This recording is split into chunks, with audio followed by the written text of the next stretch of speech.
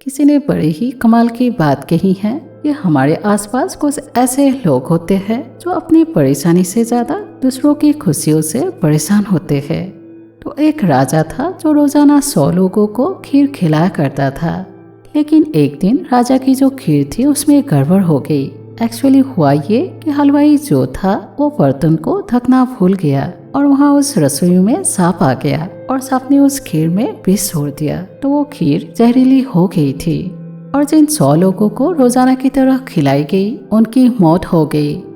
तो इस पाप के कारण राजा अंदर ही अंदर बहुत दुखी हो रहा था और जिसके कारण उन्होंने ये फैसला लिया वो अपना राजपाट छोड़ देगा, किसी और को अपना उत्तराधिकारी बनाएगा और सब कुछ छोड़कर जंगल में चला जाएगा और भगवान से कहेगा कि मुझे माफ कर दो, मैं पश्चाताप करना चाहता हूँ।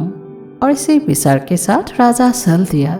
और जब वो जंगल की तरफ रवाना हुआ तो शाम होने को आई और रास्ते में एक गांव आया। तो उनको लगा कि आज यही विश्राम कर लेते हैं। तो वहाँ चौपाल पर कुछ लोग बैठे हुए थे। उनसे पूछा कि ऐसा कोई घर है जिसमें भक्ति करने वाले लोग रहते हैं। तो गांव वालों ने कहा कि हाँ, एक घर है जिसमें भाई बहन रहते हैं और दोनों बहुत भक्ति करते हैं, तो आप वहाँ रुक जाइए। तो राजा वहाँ गया और कहा कि मुझे मदद चाहिए, मुझे आज शाम यहाँ रुकना है और कल सुबह मैं निकल जाऊंगा। तो उन भाई बहनों ने उनका स्वागत किया। जो बहन थी वो रोजाना सुबह जाकर भगवान की आराधना करती थी और ध्यान के बाद वो दिन का रूटीन फॉलो करती थी। तो अगली सुबह वो उठी और ध्यान में बैठी, लेकिन बहुत समय हुआ वहाँ से उठी नहीं। और जब वो ध्यान से उठी तब तक बहुत देर हो चुकी थी और जिसकी वजह से उसका भाई उसको गुस्सा करने लगा। तो बहन भाई को ये बताने लगी कि आज ध्यान में ऊपर वाले की सभा लगी थी और जो ईश्वर थे वो फैसला नहीं कर पा रहे थे कि क्या करना है। तो भाई ने पूछा किस चीज का। तो बहन ने बताया कि एक राजा है जिसने 100 लोगों को जहरीले खीर खिला दी और वो सब उससे गलती से हुआ। अब ईश्वर फैसला नहीं कर पा रहे हैं कि ये पाप किसको लगेगा, राजा को, सांप को या उस हलवाई को। तो राजा ने जब भी ये सुना तो उसने तुरंत पूछा फिर क्या हुआ। तो उस लड़की ने कहा कि अभी फैसला नहीं हुआ है, इसके लिए कल का इंतजार करना पड़ेगा।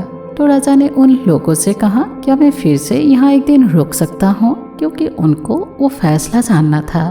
पर गांव में ये दिन भर चर्चा होती रही। वो जो आदमी कल शाम को आया था वो ऐसे ही ढोंग कर रहा था, क्योंकि जब उसने जाना कि एक जवान लड़की अपने भाई के साथ रहती है तो उसकी नजर खराब हो गई और देखो वो आज भी वहीं रुका है। और ऐसे ही दिन भर राजा की बुराई चलती रही और अगली सुबह वो लड़की फिर से ध्यान में बैठी और जब उसका ध्यान खत्म हुआ तो राजा ने तुरंत पूछा कि क्या फैसला हुआ। तो लड़की ने कहा कि ईश्वर के सभा में ये फैसला हुआ, वो जो पाप है वो मेरे गांव में जो चौपाल में लोग बैठते हैं वो बात कर ले गए। तो ये कहानी हमें ये सिखाती है जो निंदा करते हैं, जो बुराई करते हैं, वो दूसरों के पाप भी वो अपने माथे पर लेकर घूम रहे होते हैं। इसलिए हमेशा हमें किसी की भी बुराई से बचना चाहिए। इसलिए ऊपर वाले के आशीर्वाद के साथ अपने मेहनत और अपनों के प्यार के साथ हमेशा खुश रहिए। Thank you.